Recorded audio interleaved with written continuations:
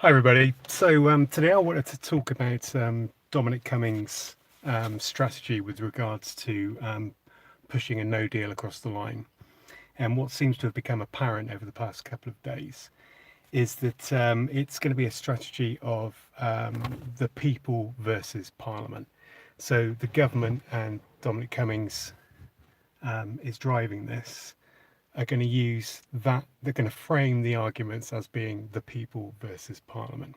Misinformation are now streaming from the government and from government ministers and cabinet ministers.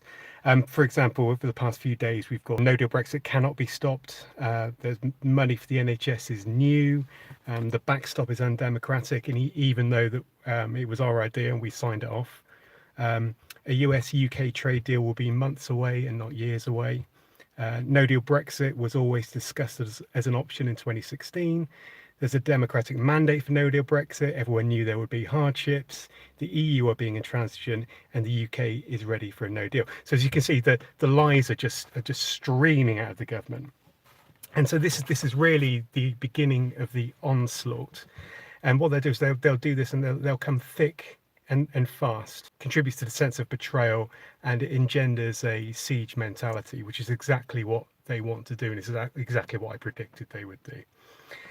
It's deliberate, it's calculated, and it's stage managed. And because Dominic Cummings' strategy is going to be to overwhelm the media. So there's going to be so many lies told that the media aren't able to hold the people to account, because as soon as they try, something else will pop up. Because there's only a limited amount of media bandwidth, and so it's a real, it's a case of trying to overwhelm the media with all of these lies. Now, if you, obviously, so the strategy from us has to be that whatever the government says, you have to assume that it's not true until you've independently fact checked it.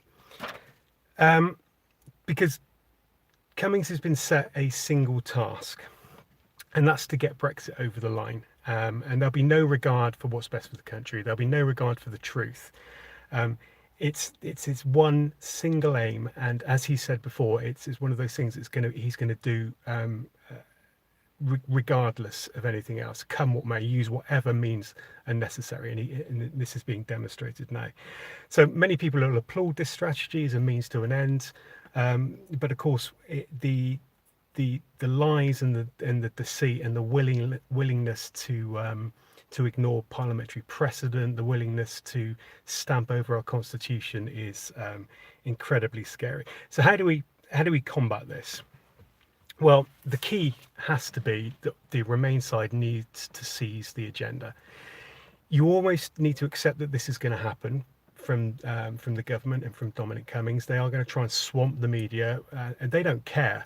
They don't care about the lies, because the lies, if they tell lies, it just means that their narrative is being kept in the media, and it's drowning out everything else. So what the Remain side needs to do is to counter this. You almost need to ignore the lies. Or certainly, you can certainly say, call them out for what they are, but don't get bogged down in the minutia of the lies, because there are going to be so many that you're just going to get swamped by it, and then it's easy for people to just say, oh, it's Project Fear. So the Remain side needs a positive narrative in order to circumvent all of this. You almost need, as I said before, you always need to ignore the stream of lies that's coming from the government, and create our own narrative, something that is going to seize the media's attention and seize the agenda. Because most people in this country aren't actually fanatical about Brexit. They kind of sit somewhere in the middle. They might err on the side of wanting to leave, or they err on the side of wanting to remain. But and a lot of people have also accept that the Leave side lies. It's almost priced into their assessment of what they're saying. A bit like Boris Johnson, a lot of people know he's incompetent. They know he's a buffoon, or he certainly pretends to be anyway. But they've kind of priced that in. So what you need to do is we need to speak to these people with a positive message. Something along the lines of I don't know, bollocks to Brexit. Let's fix Britain. where you kind of like you're seizing you're seizing the narrative, and you're creating a more positive message for people to lock onto, and then you can kind of you can you can promote the good things about the European Union, but you can also highlight the things that domestic government policy failures have caused in this country. So by all means, call people out, or call the government out when they're lying, but don't get bogged down in the minutiae of the lies, because there'll be too many lies. There'll be too much of this coming thick and fast. We need to rise above it. We need to circumvent it, and we need to get the media's attention on a more positive and a more creative way. Bollocks to Brexit. Let's fix Britain. Let's do it.